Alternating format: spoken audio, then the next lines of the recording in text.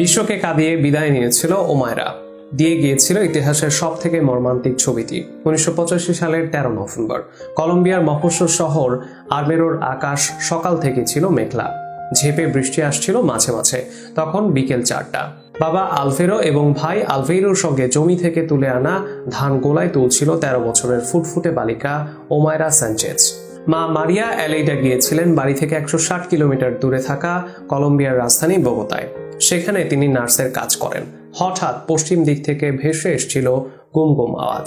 চমকে উঠেছিল ওমায়রা। মেঘ ডাকার আওয়াজ ভেবে আবার মন দিয়েছিল কাজে। সব ধান গোলায় তুলে বাবা ও ভাইয়ের সঙ্গে বাড়িতে ফিরে এসেছিল ওমায়রা। চাচি মারিয়া অ্যাডেলের সঙ্গে রাতের খাবার তৈরিতে তোড়জোড় শুরু করেছিল। যে শব্দকে মেঘের আওয়াজ ভেবেছিল ওমায়রা, আসলে সেটি 79 বছর পর জেগে ওঠা নেভাডো ডেল রুইচ আগ্নেয়গিরির আড়মোড়া ভাঙার আওয়াজ। যে আগ্নেয়গিরিকে স্থানীয়রা চেনেন ঘুমন্ত সিংহ নামে। 1985 সালের সেপ্টেম্বর মাসেও একবার উসখুস করে উঠেছিল নেভাডো ডেল রুইচ আগ্নেয়গিরি। কলম্বিয়ার institute of mining and geology October মাসেই জানিয়ে দিয়েছিল আসন্ন ভয়াবহ বিপর্যয়ের একটি ম্যাপ। সেই ম্যাপে বলাও হয়েছিল সব থেকে ক্ষতিগ্রস্ত হতে চলেছে ওমায়রাদের আরমেরো শহর। কান দেয়নি কলম্বিয়া সরকার। ঘড়িতে তখন রাত 9:09। বিকট আওয়াজে কেঁপে উঠেছিল আশেপাশের প্রায় 100 কিলোমিটার এলাকা। এক ভয়াবহ বিস্ফোরণে উড়ে গিয়েছিল আরমেরো শহর থেকে মাত্র 48 কিলোমিটার দূরে থাকা নেভাডো ডেল রুইচের তুষার আচ্ছাদিত চূড়া। আগ্নেয়গিরির জ্বালামুখ থেকে বেরিয়ে এসেছিল উত্তপ্ত লাভার স্রোত। লাল ছায়ে ঢেকে গিয়েছিল আকাশ। ফুটন্ত লাভার উত্তাপে গলে গিয়েছিল আগ্নেয়গিরির চূড়ায় থাকা বরফ ও পাদদেশে থাকা হিমবাহগুলি। বিশাল জলরাশি সর্বগ্রাসী ঢেউ তুলে ঘন্টায় 22 কিলোমিটার গতিতে ছুটে চলেছিল গোয়ালি নদীর খাত ধরে।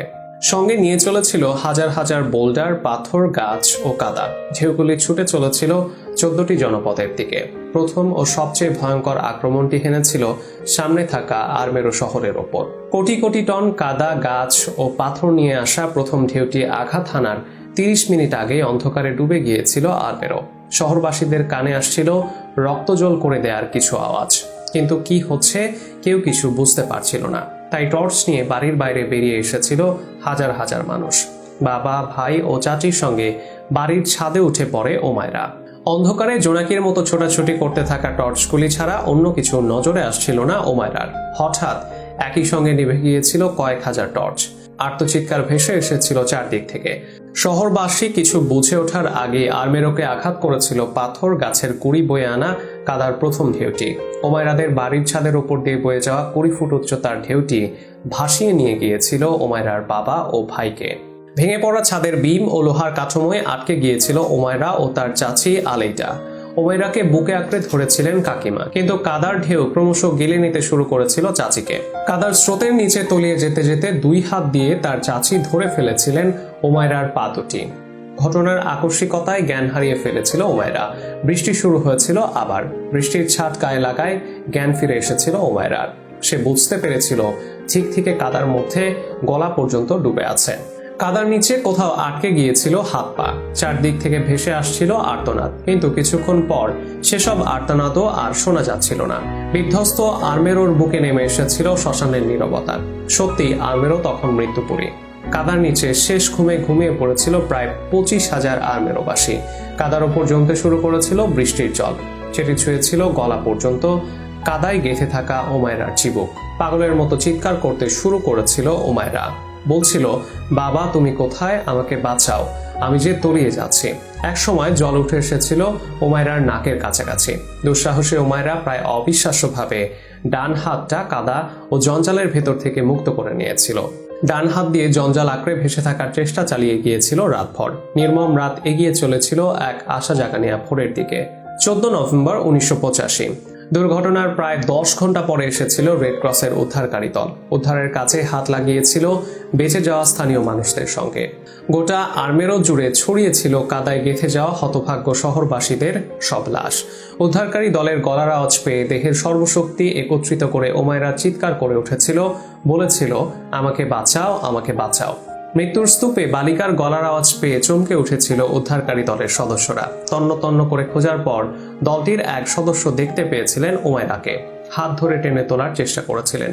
প্রবল যন্ত্রণায় আর্তচিৎকার করে উঠেছিল ওমায়রা। উদ্ধারকারীরা বুঝতে পেরেছিলেন ওমায়রার পা আটকে গিয়েছে কাদার নিচে।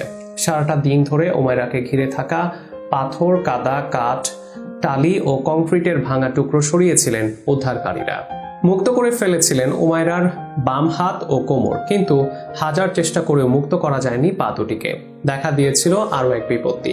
উমাইরার চারপাশ থেকে জঞ্জাল ছড়ানো মাত্রই গর্তটি ভরে যেতে শুরু করেছিল চারদিক থেকে ধেয়ে আসা জলে।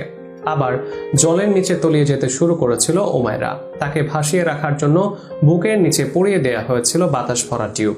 সামনে রাখা হয়েছিল লম্বা একটি ডাল, যেন সে ডালটি ধরে ভেসে থাকতে পারে।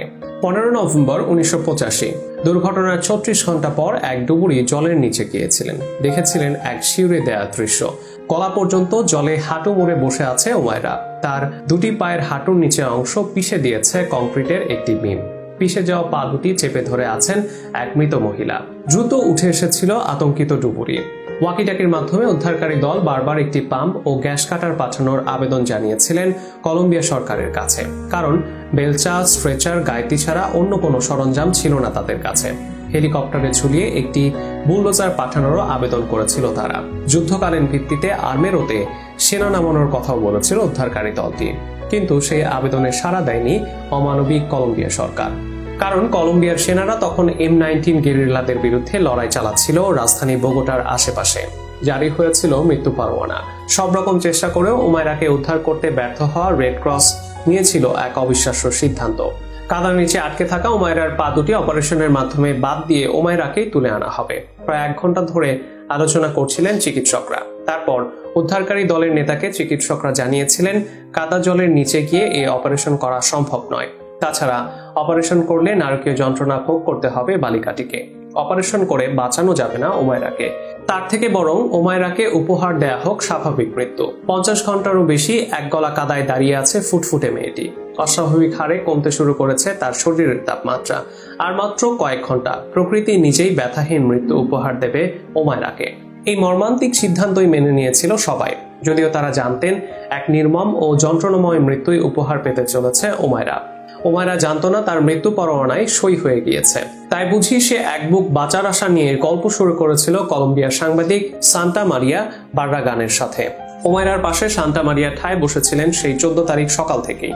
13 বছরের বালিকাটির টিকে থাকার লড়াই দেখে ভাষা হারিয়ে ফেলেছিলেন তিনি। টানা 2 দিন ধরে উমাইরার সাথে গল্প করে বালিকাটিকে অন্যমনস্ক রাখার চেষ্টা করেছিলেন তিনি। মারিয়ার কাছে উমাইরা খেতে চেয়েছিল মিষ্টি ও সফট ড্রিঙ্কস। অনেক দূর থেকে খাবার দুটি জোগাড় করে এনেছিলেন মারিয়া। মিটিয়েছিলেন উমাইরার শেষ ইচ্ছে। এর মাঝেই উমাইরার একটি ইন্টারভিউ নিয়েছিলেন সান্টা মারিয়া। যে ইন্টারভিউ থেকে বিশ্ব জেনেছিল 13 নভেম্বরের ভয়াবহ সেই রাতের কথা। মৃত্যুকূপে জীবনের গান গাইছিল উমাইরা। গলা পর্যন্ত ডুবে থাকা উমাইরা মারিয়াকে শুনিয়েছিল বেশ কয়েকটি গান, যে গানগুলি সে শিখেছিল মায়ের কাছে। সূর্য ওঠার গান, সবুজ মাঠে সোনার ফসল ফলানোর গান। চোখে জল চলে আসছিল মারিয়ার। তখনও বাঁচার আশা নিয়ে লড়তে থাকা উমাইরা জানতো না তার জীবন সূর্য চিরতরে নিভিয়ে দিতে চাইছে তারই দেশের অমানবিক সরকার। নির্মম মৃত্যুর দিকে তাকে এক পা করে এগিয়ে দিচ্ছে বিবেকহীন সমাজ। ফরাসি চিত্র সাংবাদিক ফ্র্যাঙ্ক ফোর্নিয়ার এসেছিলেন বোগোটায়। 5 ঘন্টা গাড়ি চালিয়ে 2.5 ঘন্টা পায়ে হেঁটে উমাইরার কাছে পৌঁছেছিলেন 15 নভেম্বর রাতে। শক্তিশালী টর্চের আলো ফেলে রাখা হয়েছিল উমাইরার ওপর। সবাইকে বিশ্রাম নেওয়ার জন্য বারবার অনুরোধ করছিল উমাইরা। সবাই তার পাশ থেকে সরে গেলে সে একটু ঘুমাতে পারবে। সেদিন মাঝরাত থেকেই ভুল বকতে শুরু করেছিল উমাইরা। জড়ানো গলায় সে বলেছিল, 2 দিন আমি স্কুলে যাইনি, আমাকে স্কুলে দিয়ে এসো, না হলে অঙ্ক পরীক্ষা দিতে পারবো না। 1 বছর নষ্ট হবে আমার। উমাইরার কথা শুনে দূরে সরে গিয়ে কান্নায় ভেঙে পড়েছিল মারিয়া। সবাই আবার ঘিরে ধরেছিল উমাইরাকে। কেউ মাথায় হাত বুলিয়ে দিচ্ছিল, তো কেউ চুমু খাচ্ছিলেন জলে ভিজে কাগজের মতো সাদা হয়ে যাওয়া ঠান্ডা হাত দুটিতে। 16 তারিখ সকাল থেকেই ক্রমশ ঝিমিয়ে পড়ছিল উমাইরা। হারিয়েছিল কথা বলার শক্তি, তবু বাঁচার আশা ছাড়েনি। তাই বুঝি বারবার ডান হাতটা এগিয়ে দিচ্ছিল মারিয়ার দিকে, যেন সে বলতে চাইছিল, শেষবারের মতো আমায় টেনে তোলার চেষ্টা করো। মারিয়া লক্ষ্য করছিলেন উমাইরার টানা টানা চোখ দুটিতে রক্ত জমতে শুরু করেছে। মুখের রং দ্রুত কালচে বাদামি হতে শুরু করেছে। উমাইরার জীবনের অন্তিম মুহূর্তগুলি ক্যামেরায় ধরে রাখছিলেন চিত্র সাংবাদিক ফ্র্যাঙ্ক ফোর্নিয়ার। আপাত দৃষ্টিতে ঘটনাটি অমানবিক মনে হতে পারে, কিন্তু বর্বর কলম্বিয়া সরকারের মুখোশ তুলে দেওয়ার জন্য ক্যামেরা ছাড়া আর কোনো যন্ত্র ছিল না ফোর্নিয়ারের কাছে। বেলা তখন 10টা। উমাইরার মাথা পেছন দিকে হেলে গিয়েছিল। বড় বড় শ্বাস নিচ্ছিল উমাইরা। রক্ত জমা চোখ দুটো ক্রমশ বন্ধ হয়ে আসছিল অসীম ক্লান্তিতে। সর্বশক্তি একত্রিত করে মৃত্যুকূপ থেকে শেষবারের মতো বেরিয়ে আসার চেষ্টা করছিল ওমায়রা। শেষবারের মতো চোখ খুলে সুন্দর এই পৃথিবীটাকে দেখে নিতে চেয়েছিল। ওমায়রার শেষ চাউনিও ক্যামেরাবন্দি করেছিলেন ফোর্নিয়ার, যে চাউনিতে ছিল অপরিসীম ঘৃণা। এরপর কোকড়া কালো চুলে ভর্তি ওমায়রার মাথাটা ডুবে গিয়েছিল জলের ভেতর। কেবল নাক, মুখ ও একটি চোখ দেখা যাচ্ছিল উপর থেকে। তখন ঘড়িতে সকাল 10:05। শেষ হয়েছিল দুঃসাহসী ওমায়রার টানা 60 ঘন্টার লড়াই। অমানসিক যন্ত্রণা নিয়ে নিজেকে চিরতরে মুক্ত করে নিয়েছিল সে। ওমায়রা স্যাঞ্চেজের নিথর শরীর ঢেকে দেয়া হয়েছিল নীল সাদা চাদর দিয়ে। ফ্র্যাঙ্ক ফোর্নিয়ার তোলা ওমায়রার শেষ ছবিটি দেখে ক্ষোভে ফেটে পড়েছিল বিশ্ব। কলম্বিয়ার রাস্তায় রাস্তায় লক্ষ লক্ষ মানুষ তুলে ধরেছিলেন প্ল্যাকার্ড। সেগুলোতে লেখা ছিল, আগ্নেয়গিরি নয়, 25,000 প্রাণ কেড়ে নিয়েছে অপদার্থ সরকার। ফুটফুটে ওমায়রা চিরশান্তির দেশে চলে গেছে 37 বছর আগে, কিন্তু আজও সে উড়ে বেড়ায় পরিত্যক্ত আর্মেরো শহরের আনাচে কানাচে, ঝোপে ঝাড়ে, পরীর মতো ডানা মেলে। হ্যাঁ, কথাটা সত্যি। 2020 সালে পরিত্যক্ত আর্মেরো শহরে পাওয়া গিয়েছিল নতুন এক ঝিঝি পোকার প্রজাতি। ওমায়রাকে চিরকালের জন্য বাঁচিয়ে রাখতে বিজ্ঞানীরা প্রজাতিটির নামের সঙ্গে জুড়ে দিয়েছিল ওমায়রার নাম। নতুন প্রজাতিটির নাম রাখা হয়েছিল গিগাগ্রিলাস ওমায়রাই। আজও হয়তো প্রতি সন্ধ্যায় পরিত্যক্ত আর্মেরো শহরে রাত জাগা ঝিঝি পোকা হয়ে কান্না ভেজা গলায় ওমায়রা চিৎকার করে বলছে, বাবা তুমি কোথায়, আমাকে বাঁচাও, আমি যে তলিয়ে যাচ্ছি। দর্শক, আজকের ভিডিও এখানেই শেষ করছি। আর এতক্ষণ ভিডিও নিয়ে আপনার সাথে ছিলাম আমি রাশেদুজ্জামান। পরবর্তীতে দেখা হবে আবারও নতুন কোনো ভিডিওতে। সে পর্যন্ত এরকম আরো ইন্টারেস্টিং ভিডিও দেখতে সোশ্যাল মিডিয়ায় আমাদের ফলো করে রাখুন। ভালো থাকুন, সুস্থ থাকুন। ধন্যবাদ।